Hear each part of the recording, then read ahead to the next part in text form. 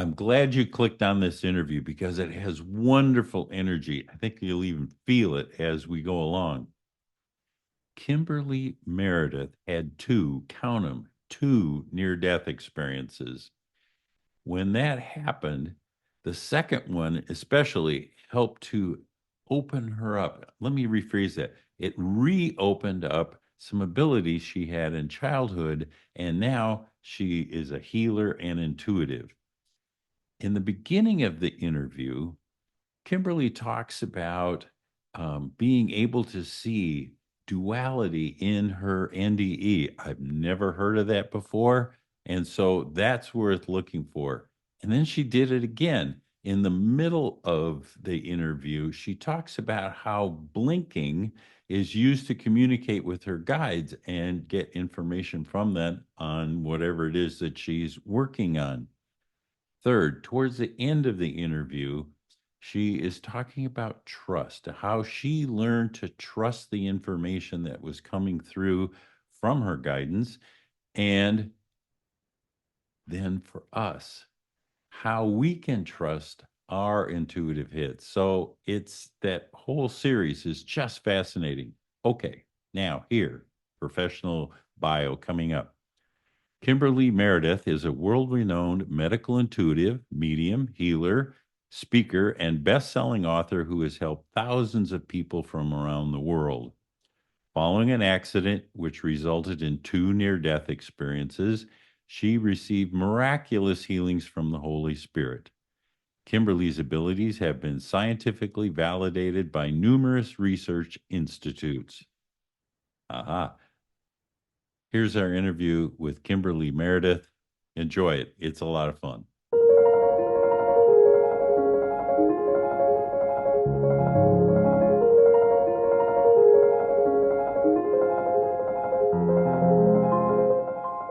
Hey, Kimberly, it's really nice to have you here on the Afterlife Files. Welcome.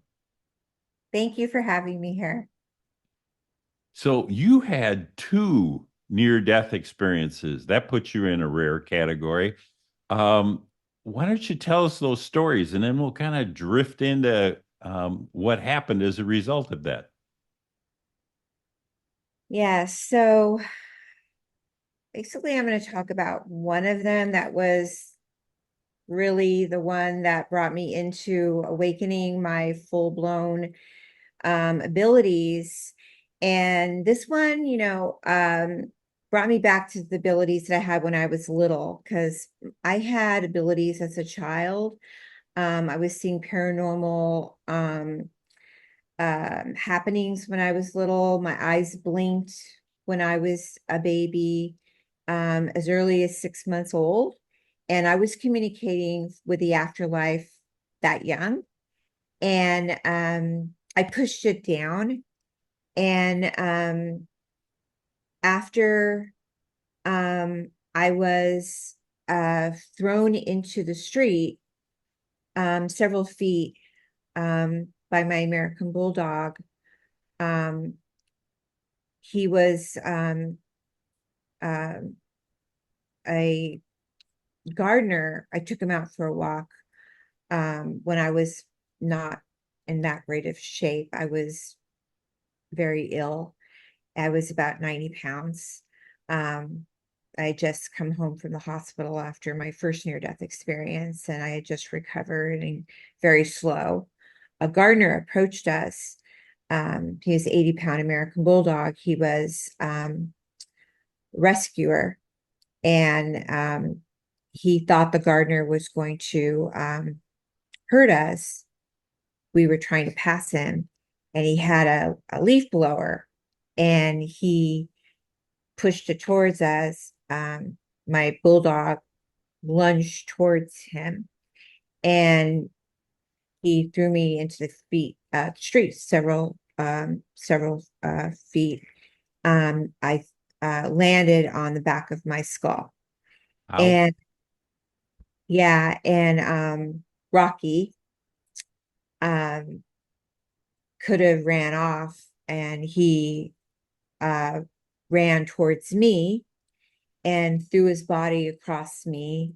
And I could have been killed with all the cars coming towards me. And what happened was that when I hit the pavement, my skull cracked. And I had a subdermal hematoma, and I saw duality of the afterlife. And I like to say heaven and hell because it was that. Literally. I could feel him laying on me at the same time this was going on. I was out of my body, and I saw a very strong duality of a dark shadowings of these faces coming at me. And also I saw I like to say the angelic realm. I saw a bunch of orbs circling me. I could hear "You're here to stay," flashes of light going through my eyes, and a pressure on my chest. But I also felt a lot of cold going through the back of my skull. But I was above my body, and I could see him licking my face. And I felt, a lot of coolness going down my head. My uh, ex said there was, blood and everything running down. They called for help. And he never left me at all. My dog never left me. He was laying over me. The sensation was frightening for me because of seeing this energy pulling me from both sides of this immense duality of going on back and forth, to stay. The energy was just going through my face like this over and over again. Um, I did I did get to the hospital um for them to help me. I was worked on, and it was really, really, really painful procedures. Um, Not good. Um, when I got back home from this hospital stay this time, they told me I would probably never hold up my neck. And I was in a collar for over 2.5 months and a wheelchair, and massive headaches, and major issues with this recovery. My dog, Rocky, the American Bulldog, that I had rescued, um, he saved my life, they said, because there's so many oncoming cars that were coming at me. Yeah. And also, um, he's my soulmate from the other side. He died um, shortly after. I woke up, and he was laying on the side of my bed, stiff. And when we rushed him to the hospital, we found out that he had had a tumor lodged in the back of his throat, because when I had gone down to rescue him just a few months before this had happened, they said that um, he was fine, but I found out that he was a fighter. They had pinned him to be like a fighter dog, and they had him chained around his neck, and they had abused him. And they said that there was a tumor lodged in his throat. Um, Shortly after that, I was sitting on the couch, and the doctors called and told me the prognosis of me of ever holding up my neck and drinking normally without a straw would never happen. I laid on my couch, and I prayed to God to take me, because I didn't want to live. Because I didn't want to live like that. And then all of a sudden, a light came down on my chest, and my eyes started blinking. And I could feel Rocky with me again on my lap. I could feel him with me. And my eyes started communicating with God, and my eyes were blinking and telling me that I was supposed to stay and do this work. So describe that a little bit about how eye blinking is a communication vehicle for you. Yeah.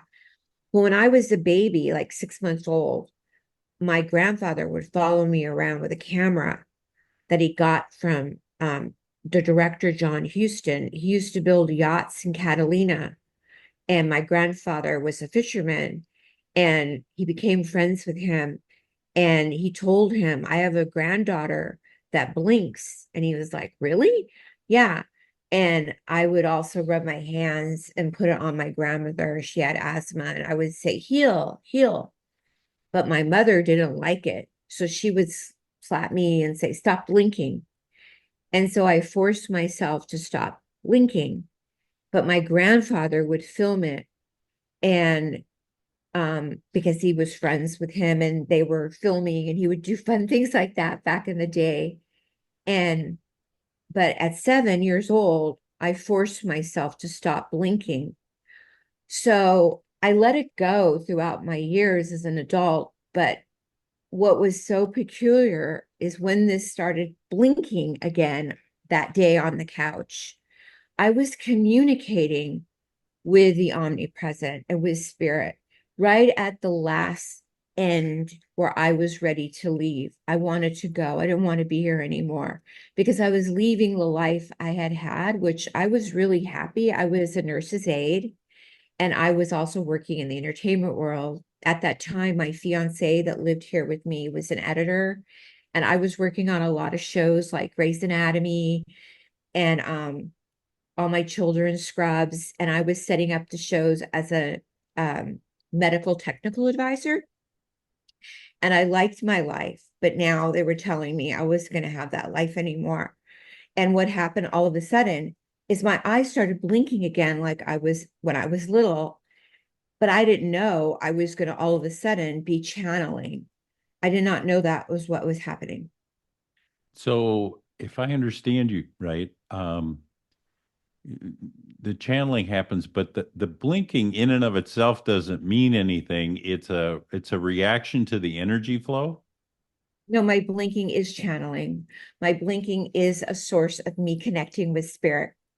And my blinking has been documented throughout many organizations as connecting to spirit and the guides. And my left eye and right eye communicates exactly the energy going through the body that communicates illnesses, emotional, physical, diseases, and communication with the afterlife.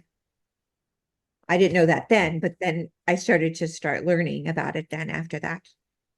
So there's messages within the blinking that help you with diagnosis and healing and that sort of thing. Yeah, but at that moment when I was on the couch, I didn't know that was happening. And then I just knew at that moment that I was like, this is interesting. I did this when I was young and it came back. Wonderful. So when it came back, uh what did that mean for you? I mean, you said, "Oh, I'm blinking again." And Yeah, you it said it was associated with healing when you were a young child. It feel the same way? sorry, they talked to me out of my left ear and then I relay the answer. Um I it just felt familiar when I was little, but it wasn't the same. No, I just felt like at the moment, it felt like I re-encountered an energy of the omnipresent. And it did feel like I was connecting to the ancestors and the energy of God. Hmm. So, um, what kind of healing do you do? And how did that awaken within you? Because I'm assuming you started blinking again and you went, "Oh, that's interesting." But then Well, the I am story, assuming your abilities grew over time. yeah, the story took about 2.5 years for my living room and my wheelchair to recover.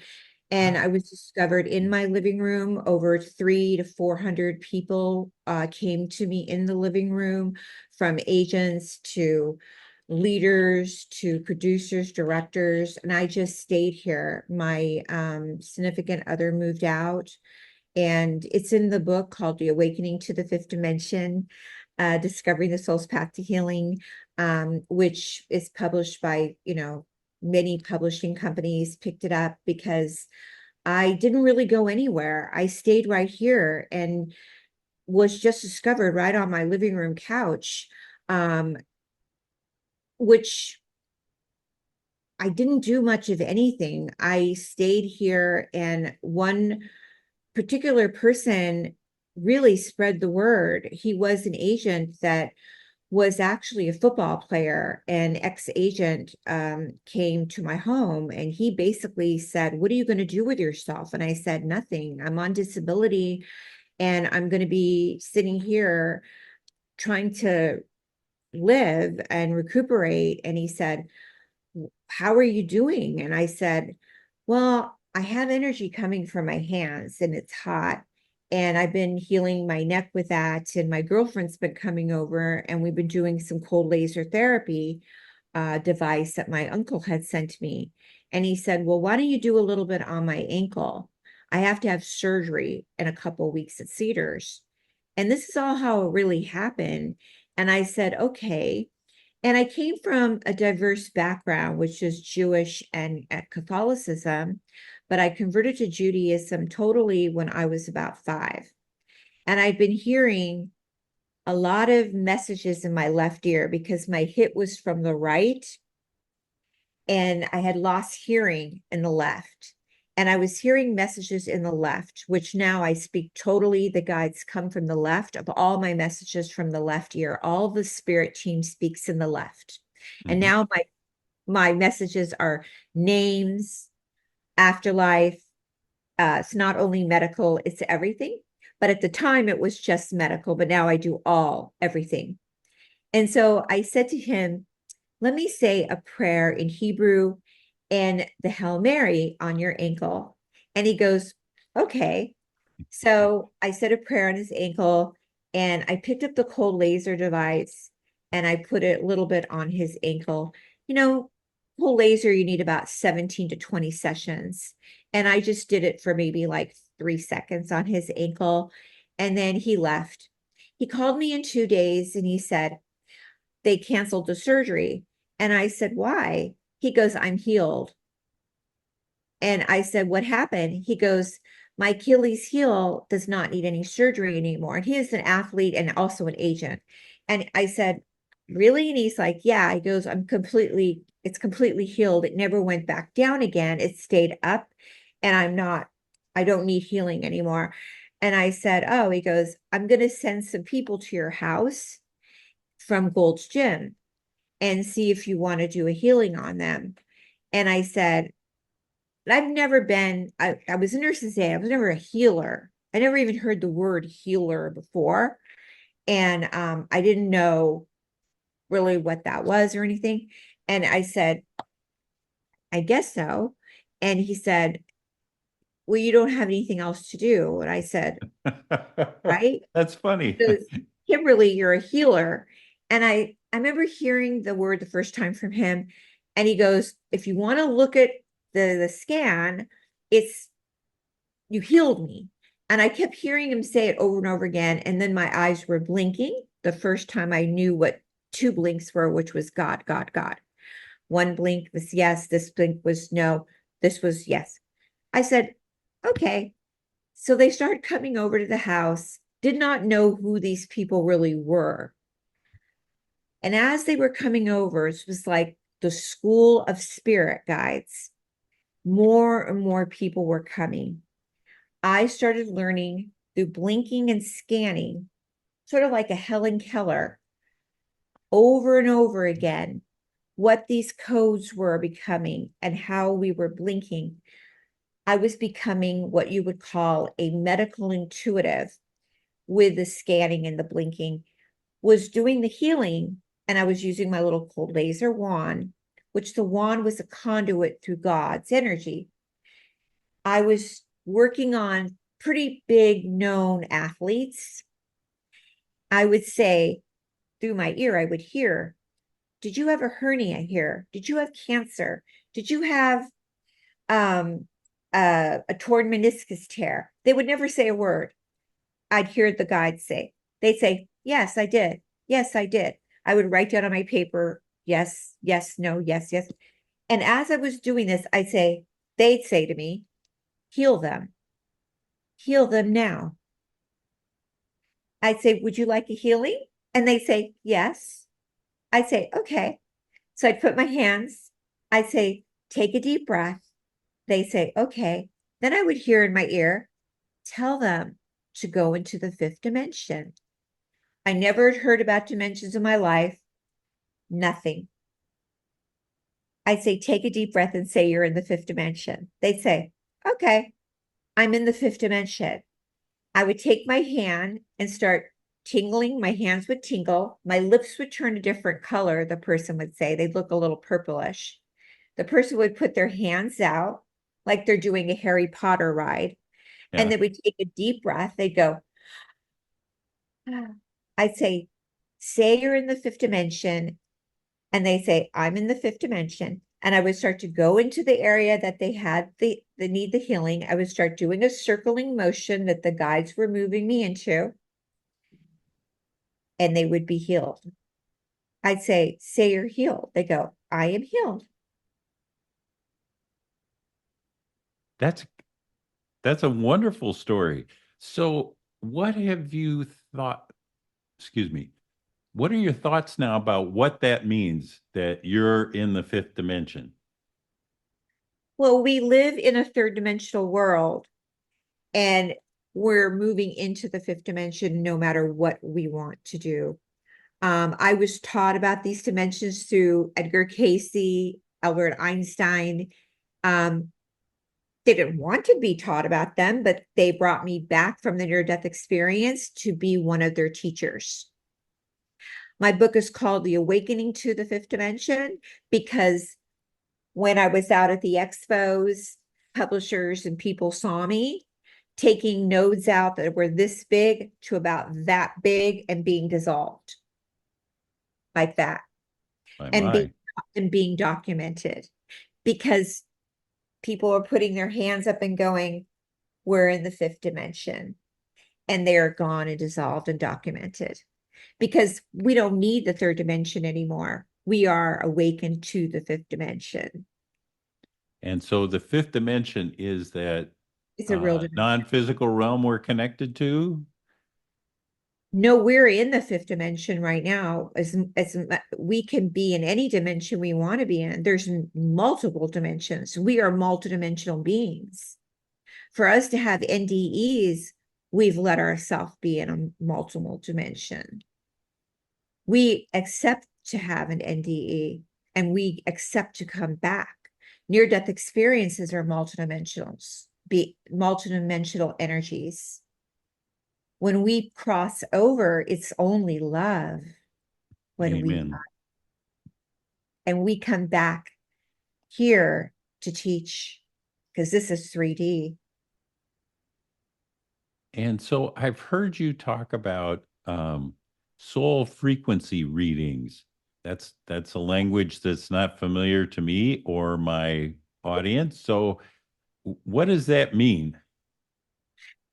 Well, this is something new that happened. They start teaching me about the soul frequency readings. This is the next 10 years. So the 10-year path of soul frequency readings. So it's really from the Elohim. They come in, the energy of God, omnipresent love. They want to, everybody has a frequency and a number. It's sort of already determined before we come in. It's a path of numbers that we have. Mhm. And that's how we communicate with our home, our partners, our friends. We all have an energy that connects. So we are soul tribe friends. So 8 is our soulmate. Doesn't have to be someone we marry. It can be a friend. It could just be, so some people have energies of 8 together. Those are our soul tribe, friends, family, romantic. Also, 8s can be partners. So when someone comes to me, I'll do your soul frequency numbers on you, on your family, on your friends. How I became acquainted to the 8 is because when I was young, my mom passed away early. Oh, And I said to my grandmother, I know she'll come back because the 8 is a sign of infinity. And the 8 means we never die. We keep circling back. And I asked to have the 8 on her grave. About around COVID time, I start seeing 8s on people's foreheads.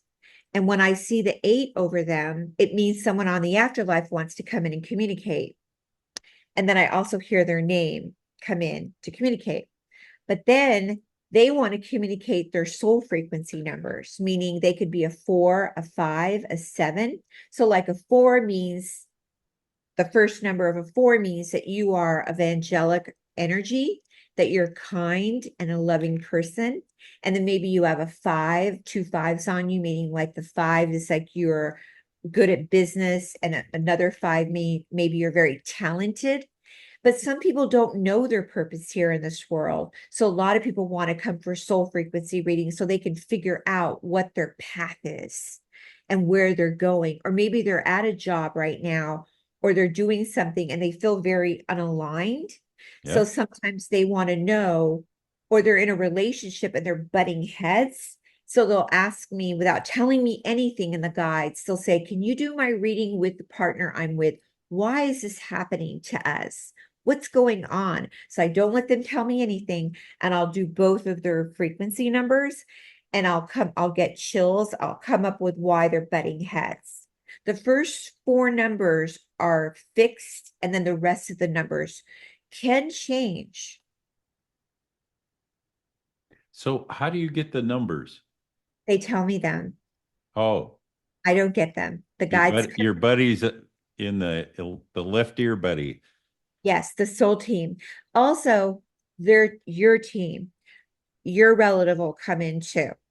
The sometimes a relative of yours will come in, your main guide. So I'm very good at helping finding your main. So a lot of times people will often ask me, who's my main spirit team guide? Well, this is very interesting. You don't have just one. A lot of times people have one main team member. Like when I had my second near-death experience, I had Rocky, and I also had my main ancestor, who was my great grandmother, Josephina. I saw her. I never had met her personally because she died way before I was born, but I saw her in my face. So on the other side, okay, I'm Yeah. getting chills because she's coming right now. But Hi, Josephina. Nice to have you here. yeah, Grandma Josephina from Italy. So thank you. So sweet. So sometimes we have one that helps us with our relationships. We have one for our career. We have one for our you know, looking after for our spiritual endeavors. We have a lot of guides that help us. So, and sometimes when you work with a spiritual helper like me or somebody else helping you, you can find out their names. You can find out why they're around you at certain times. And sometimes they push each other out. Sometimes what happens, I'll get 2 or 3 on my shoulder and they fight to be which ones want to be there for you more than the others. At certain Oh, I times, love that little sibling rivalry then. yeah, at certain times, certain ones want to be at the forefront for you. Like recently, my um yeah, right now. Okay, so recently my agent crossed over and we were really, really close. Normally, I was like laughing. Normally, My grandmother, I dedicated my book to my grandma. Yeah. We are very close, but he's pushing her to the side and he wants to be at the forefront. And he used to talk a lot, very fast. Just talk, talk, talk, talk, talk. And I can tell he's here because I'm talking fast. So you talked about numbers, but do you also get signs and symbols and other ways of communicating? Absolutely. Yeah. So numbers, um, when they come in, they want to do numbers, they do health. They're very nosy with clients. They want to find out um, every single thing. They want to get into their whole entire business with people. They want to help you succeed and move forward right now, especially during the next few years with the shift happening. Also, with the awakening, I don't know if you find this also. A lot of people have had near death experiences that don't even know it. Oh, yeah. I actually have interviewed a number of them, and they're like poster children for the after effects, but they have no memory of the event itself. Yep. Yeah. And I feel like a lot of people right now are opening up to learning more about, my guides are saying, their own intuitive abilities, because even if you haven't had an NDE, I feel my guides are saying it's important to learn discernment. It's important to learn the tools right now to your own abilities of learning how to be an empath. And as we move into 2025, 2026 is a lot brighter for us, but why not learn right now your own skills and awaken your own abilities? So part of why I'm here as this messenger is to help you awaken your own skills in the fifth dimension. And so we're all able to tap into this. So, how do people learn how to do that? Great question. I feel right now is important to learn to feel safe and to learn that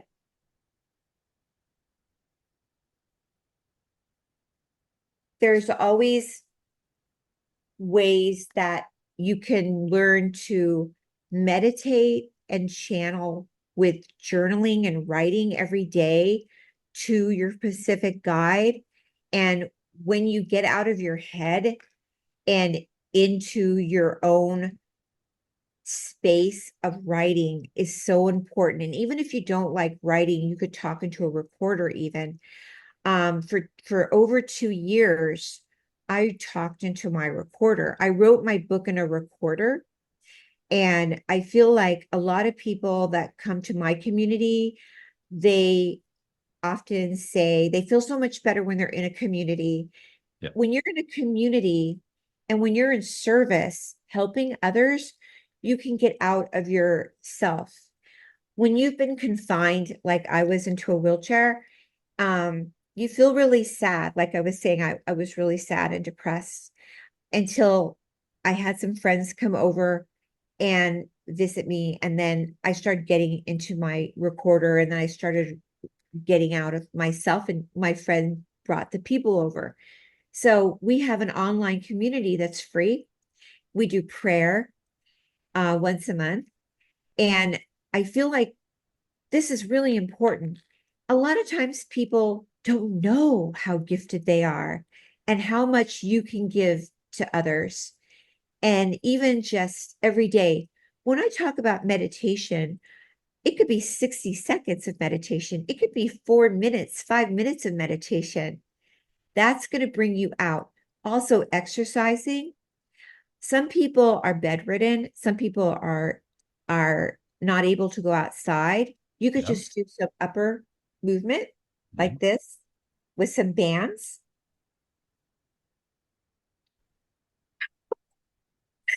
Yeah.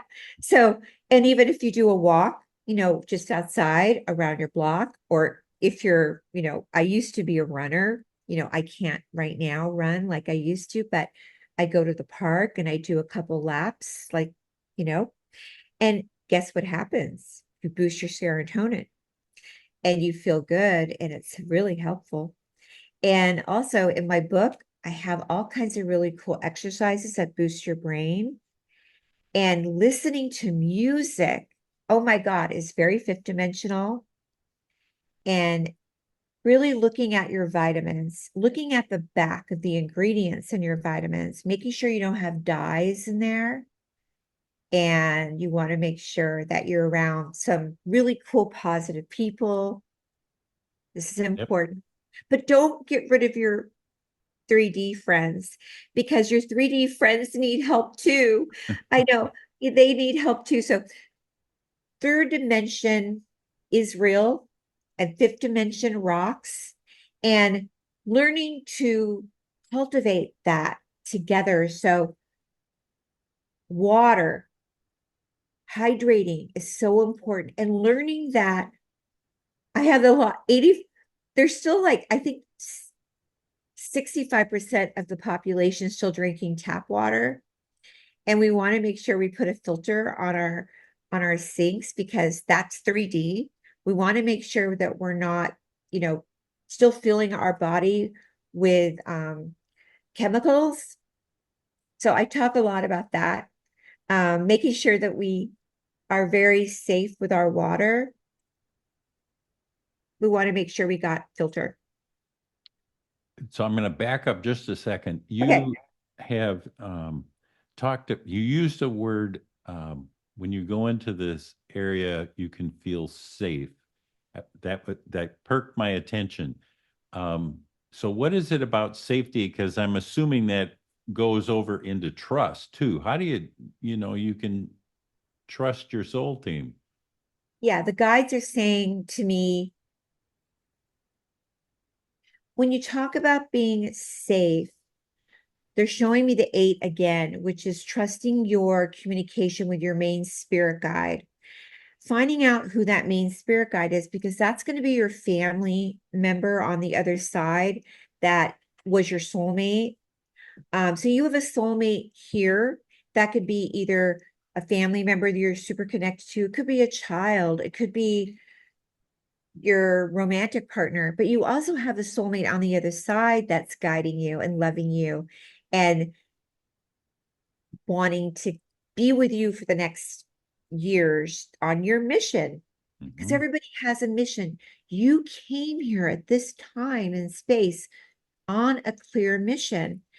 And they're saying on the other side, they want you to feel comfy, cozy. It's like putting those comfy, cozy, your favorite tennis shoes on that you like, or your slippers or whatever. They want you to feel comfy, cozy in your favorite. Like, what is your favorite community you like being in, or your best friend that you go golfing with, or play tennis with, or, you know, or your favorite friend to hang out with? That's your guide on the other side that you're going to build that close relationship with on there over here, and they want to be with you for the ride. And once you know who they are, they're going to take you to the top. I love that. So you also mentioned something. You said, we're in the midst of a shift right now. And so for those of us who aren't really familiar with it, describe that shift and where are we going with it? Thank you, Scott. The guides are appreciative of you asking that. So right now, as we see all of these images and all of these, uh, you know, things that are going on that are really heartbreaking, and sad, um, they're painful and of course happening, and sometimes we have no control over some of these things, but we do have control over how we react and how we take heart to it. And so sometimes what the guides are saying, they're showing me the sign of higher light and consciousness, which is in prayer and sometimes in silence too, and contemplation.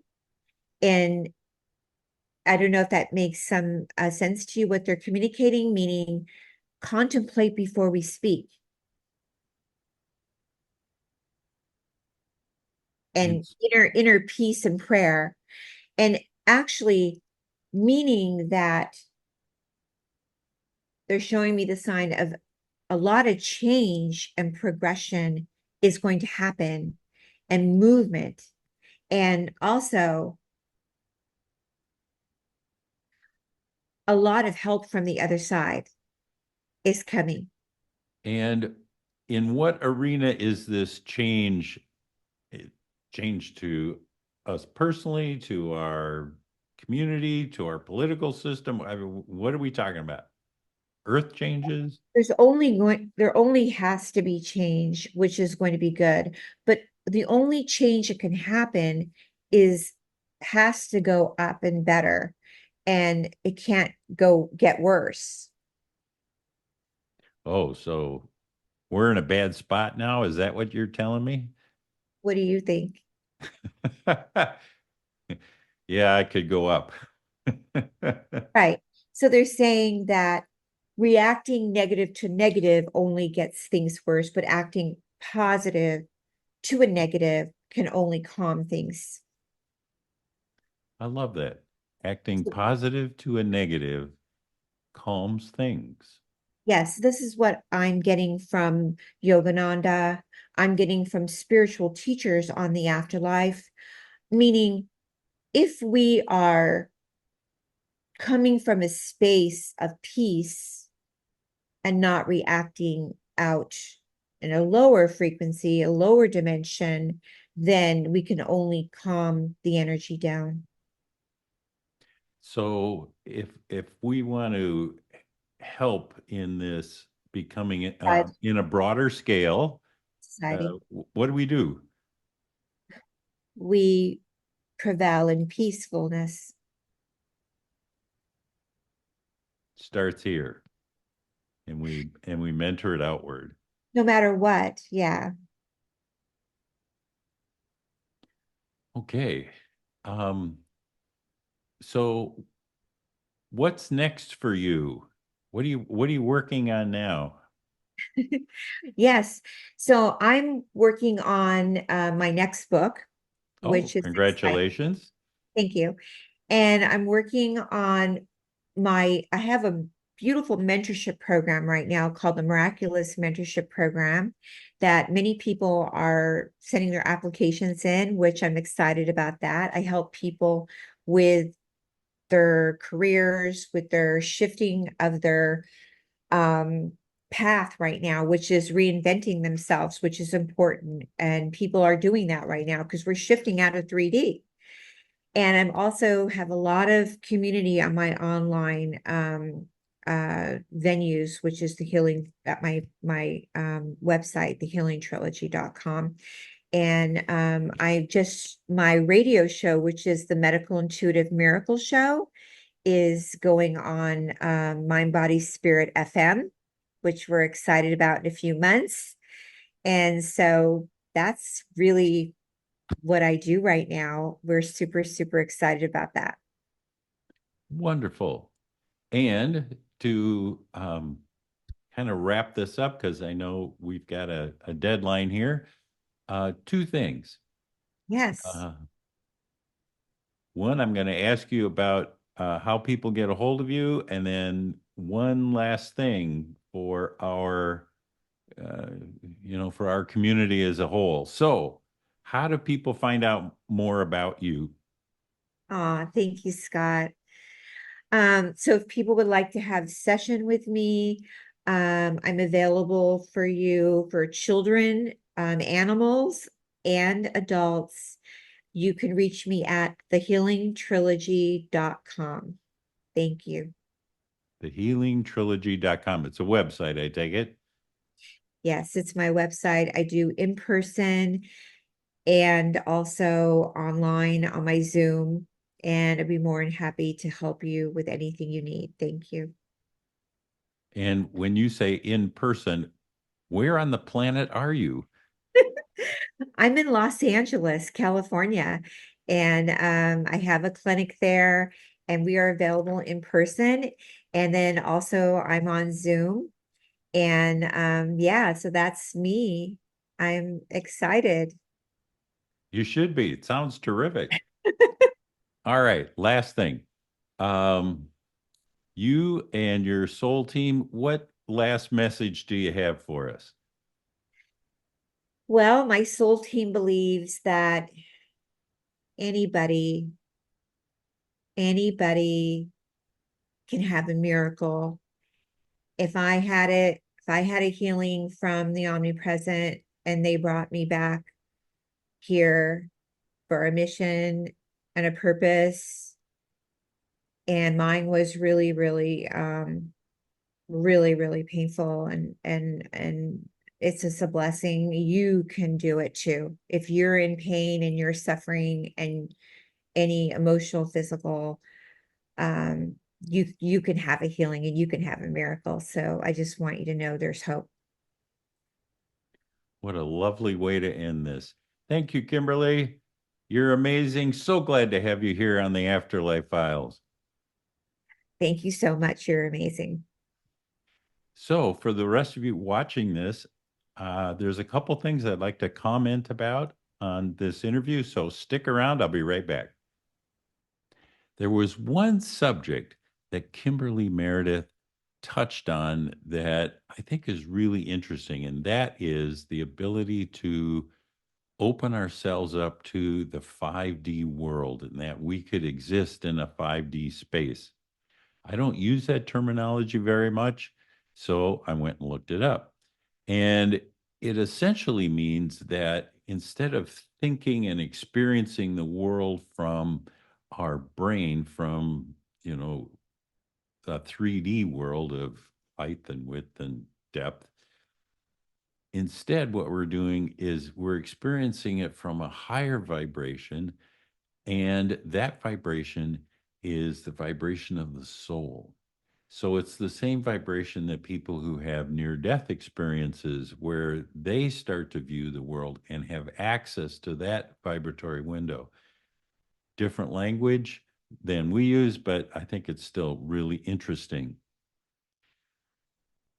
So, when she talks about the 5D world, she's also talking about how all of us can enter into that space. And essentially, she's talking about meditation and being quiet, or walking out in nature, someplace where you um, kind of have the ability to get out of yourself and experience the vibrations that exist in this world. Binaural beats really help with that. So, those of you interested in meditation, I find that to be really effective, that it lifts us out of the 3D world and helps us enter into the 5D world safely, accurately, quickly. So, um, check out those um, vibrations that come from binaural beats. So, thank you for being with us. I'm really happy that you're here on the Afterlife Files, and we'll see you in the next interview. Bye now.